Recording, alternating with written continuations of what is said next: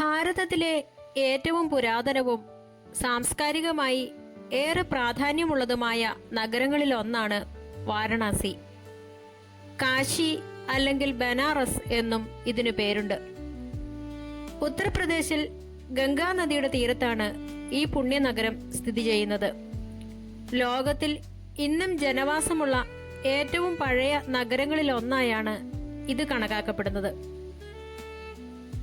ഹിന്ദുക്കൾ ഏറ്റവും പവിത്രമായി കരുതുന്ന സപ്തപുരികൾ എന്ന 7 പുണ്യനഗരങ്ങളിൽ ഒന്നാണിത്. ശിവന്റെ നഗരമായാണ് കാശി അറിയപ്പെടുന്നത്. ഇവിടെ മരണപ്പെടുന്നത് മോക്ഷപ്രാപ്തിക്ക് കാരണമാകുമെന്നാണ് ഹൈന്ദവ വിശ്വാസം. വാരണാസിയിലെ ഏറ്റവും പ്രശസ്തമായ ക്ഷേത്രമാണ് കാശി വിഷ്ണുനാഥ ക്ഷേത്രം. 12 ജ്യോതിർലിംഗങ്ങളിൽ ഒന്നായ ഈ ക്ഷേത്രം നിരവധി തവണ തകർക്കപ്പെടുകയും പിന്നീട് പുനർനിർമ്മിക്കപ്പെടുകയും ചെയ്തിട്ടുണ്ട്. ഗംഗാനദിയുടെ തീരത്തുള്ള കൽപ്പടവുകളെ ഘാട്ടുകൾ എന്ന് വിളിക്കുന്നു. വാരണാസിയിൽ ഏകദേശം 84 ഘാട്ടുകളുണ്ട്. ഇതിൽ ദശാശ്വമേധ ഘാട്ട്, മണികർണിക ഘാട്ട്, അസി ഘാട്ട് എന്നിവ വളരെ പ്രസിദ്ധമാണ്. ഈ ഘാട്ടുകളിൽ ഓരോന്നിനും അതിൻ്റെതായ ചരിത്ര പ്രാധാന്യവുമുണ്ട്. എല്ലാ ദിവസവും വൈകുന്നേരം ദശാശ്വമേധ ഘാട്ടിൽ നടക്കുന്ന ഗംഗാ ആരതി ലോകപ്രശസ്തമായ ഒരു കാഴ്ചയാണ്. മന്ത്രോച്ചാരണങ്ങളുടെയും വലിയ വിളക്കുകളുടെയും അകമ്പടിയോടെ നടത്തുന്ന ഈ ചടങ്ങ് കാണാൻ ആയിരക്കണക്കിന് സഞ്ചാരികൾ എത്താറുണ്ട്. മണികർണിക, ഹരിശ്ചന്ദ്ര ഘാട്ടുകൾ പൂർണ്ണമായും ശ്മശാന ഘാട്ടുകളാണ്. ഇവിടെ ചിതകൾ ഒരിക്കലും അണയാറില്ലെന്നാണ് പറയപ്പെടുന്നത്. ഈ ഘാട്ടുകളിൽ വെച്ച് സംസ്കാരം നടത്തുന്നത് ജനന മരണ ചക്രത്തിൽ നിന്ന് ആത്മാവിന് മോക്ഷം നൽകുമെന്നാണ് വിശ്വാസം. ഗംഗയും അസി നദിയും സംഗമിക്കുന്ന ഇടമാണ് അസി ഘാട്ട്. സാംസ്കാരിക പരിപാടികൾക്കും പ്രഭാത പ്രാർത്ഥനകൾക്കും ഈ ഘാട്ട് പ്രശസ്തമാണ്. വരുണ, അസി എന്നീ 2 നദികൾ ഗംഗയുമായി ചേരുന്നതിനിടയിലുള്ള പ്രദേശമായതിനാലാണ് ഈ നഗരത്തിന് വാരണാസി എന്ന പേര് ലഭിച്ചതെന്ന് വിശ്വസിക്കപ്പെടുന്നു. നൂറ്റാണ്ടുകളായി വിദ്യാഭ്യാസം, തത്വചിന്ത, സംസ്കൃതം എന്നിവയുടെ പ്രധാന കേന്ദ്രമാണിത്. പ്രശസ്തമായ ബനാറസ് ഹിന്ദു യൂണിവേഴ്സിറ്റി ഇവിടെയാണ് സ്ഥിതി ചെയ്യുന്നത്. വാരണാസിയിലെ നെയ്ത്തുകാർ നിർമ്മിക്കുന്ന ബനാറസി സാരികൾ അവയുടെ സങ്കീർണമായ ഡിസൈനുകൾക്കും സ്വർണ്ണ, വെള്ളി നൂലുകൾ കൊണ്ടുള്ള അലങ്കാരങ്ങൾക്കും ലോകമെമ്പാടും പ്രശസ്തമാണ്. വാരണാസിയിൽ നിന്നും ഏകദേശം 10 കിലോമീറ്റർ അകലെയാണ് സാരനാഥ് സ്ഥിതി ചെയ്യുന്നത്. ബുദ്ധഭഗവാൻ തന്റെ ആദ്യത്തെ പ്രഭാഷണം നടത്തിയ ഈ സ്ഥലം ബുദ്ധമതക്കാർക്ക് വളരെ പവിത്രമാണ്. നൂറ്റാണ്ടുകളായി ഭാരതീയ തത്വചിന്തയുടെയും സാഹിത്യത്തിന്റെയും കലകളുടെയും പ്രഭവ കേന്ദ്രമാണ് വാരണാസി. ഭക്തിപ്രസ്ഥാനത്തിന്റെ നായകന്മാരായ കബീർദാസ്, രവിദാസ് എന്നിവർ ജീവിച്ചിരുന്നതും അവരുടെ കൃതികൾ രചിച്ചതും ഇവിടെയാണ്. പ്രശസ്തമായ രാമചരിതമാനസം എഴുതിയ തുളസീദാസ് കാശിയിലാണ് തന്റെ ജീവിതത്തിന്റെ ഭൂരിഭാഗവും ചിലവഴിച്ചത്. ഹിന്ദുസ്ഥാനി ശാസ്ത്രീയ സംഗീതത്തിലെ പ്രശസ്തമായ ബനാറസ് ഘരാന രൂപപ്പെട്ടത് ഇവിടെയാണ്. ഭാരതരത്ന ഉസ്താദ് ബിസ്മില്ല ഖാൻ, പണ്ഡിറ്റ് രവിശങ്കർ തുടങ്ങിയ മഹാരഥന്മാരുടെ ജന്മനാടോ കർമ്മഭൂമിയോ ആണ് ഈ നഗരം.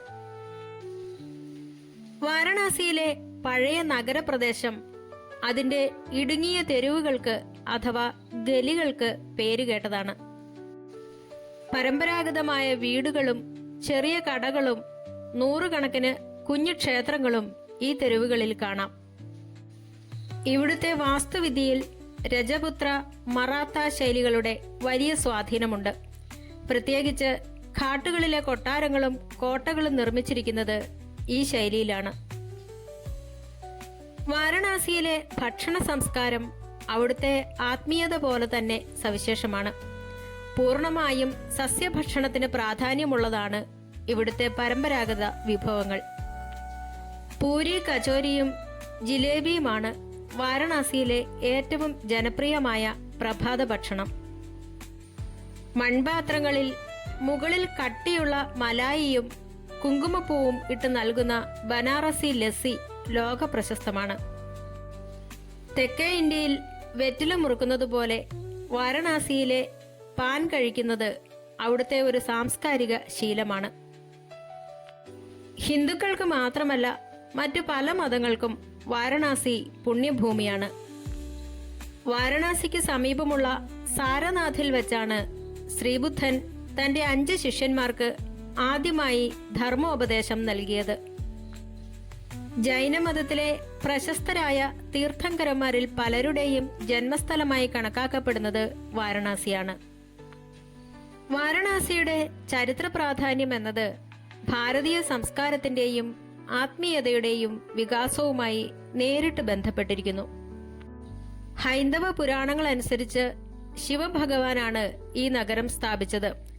മഹാഭാരതത്തിലും രാമായണത്തിലും ഈ നഗരത്തെക്കുറിച്ച് വ്യക്തമായ പരാമർശങ്ങളുണ്ട്. ഏകദേശം BC 11-ാം നൂറ്റാണ്ടിലോ അതിനു മുൻപോ തന്നെ ഇവിടെ ജനവാസം ആരംഭിച്ചിരുന്നതായി പുരാവസ്തു ഗവേഷണങ്ങൾ സൂചിപ്പിക്കുന്നു.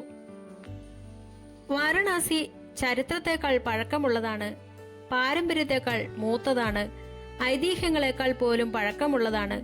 ഇവയെല്ലാം ഒന്നിച്ചു ചേർത്ത് വെച്ചതിനേക്കാൾ ഇരട്ടി പഴക്കം അതിനുണ്ട് എന്ന് അമേരിക്കൻ എഴുത്തുകാരനായ മാർക്ക് ട്വെയിൻ വാരണാസിയെക്കുറിച്ച് പറഞ്ഞിട്ടുണ്ട്. നൂറ്റാണ്ടുകളായി ഭാരതത്തിലെ ഏറ്റവും വലിയ അക്കാദമിക കേന്ദ്രമായിരുന്നു കാശി.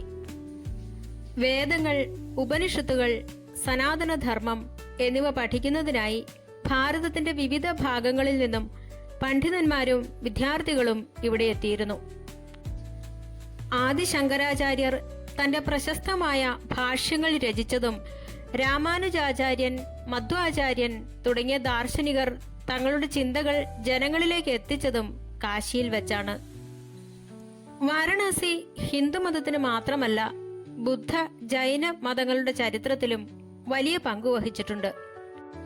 BC 6-ാം നൂറ്റാണ്ടിൽ ശ്രീബുദ്ധൻ ജ്ഞാനോദയത്തിന് ശേഷം തന്റെ ആദ്യത്തെ പ്രഭാഷണം നടത്തിയത് വാരണാസിക്കടുത്തുള്ള സാരനാഥിൽ വെച്ചാണ്. ഇതാണ് ബുദ്ധമതത്തിന്റെ ചരിത്രപരമായ തുടക്കമായി കണക്കാക്കുന്നത്. ജൈനമതത്തിലെ സുപാർശ്വനാഥ്, പാർശ്വനാഥ് എന്നിവർ ഉൾപ്പെടെ 4 പ്രധാന തീർത്ഥങ്കരന്മാരുടെ ജന്മസ്ഥലമായി ചരിത്രം രേഖപ്പെടുത്തുന്നത് വാരണാസിയെയാണ്. തന്ത്രപ്രധാനമായ സ്ഥാനവും സമ്പത്തും കാരണം പല വിദേശ അധിനിവേശങ്ങൾക്കും ഈ നഗരം സാക്ഷ്യം വഹിച്ചിട്ടുണ്ട്. 11-ാം നൂറ്റാണ്ട് മുതൽ ഗസ്നിയിലെ മഹ്മൂദ്, മുഹമ്മദ് ഗോറി, പിന്നീട് ഔറംഗസേബ് വരെയുള്ള ഭരണാധികാരികൾ വാരണാസിയിലെ പ്രശസ്തമായ കാശി വിശ്വനാഥ ക്ഷേത്രം ഉൾപ്പെടെയുള്ള നിരവധി ആരാധനാലയങ്ങൾ തകർത്തു.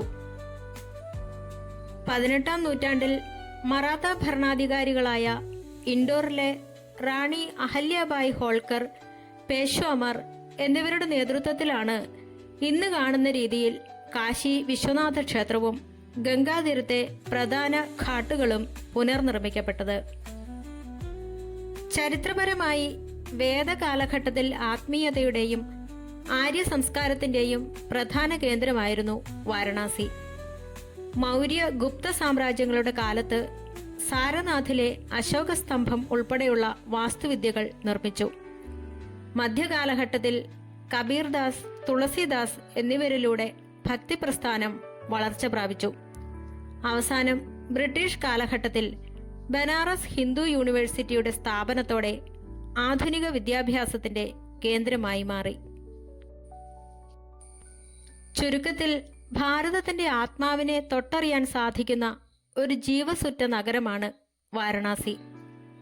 രാഷ്ട്രീയ അധികാരങ്ങൾ മാറിമറിഞ്ഞിട്ടും തനതായ സംസ്കാരവും പാരമ്പര്യവും നഷ്ടപ്പെടുത്താതെ ഇന്നും സജീവമായി നിലകൊള്ളുന്നു എന്നതാണ് വാരണാസിയുടെ ഏറ്റവും വലിയ ചരിത്രപരമായ പ്രത്യേകത.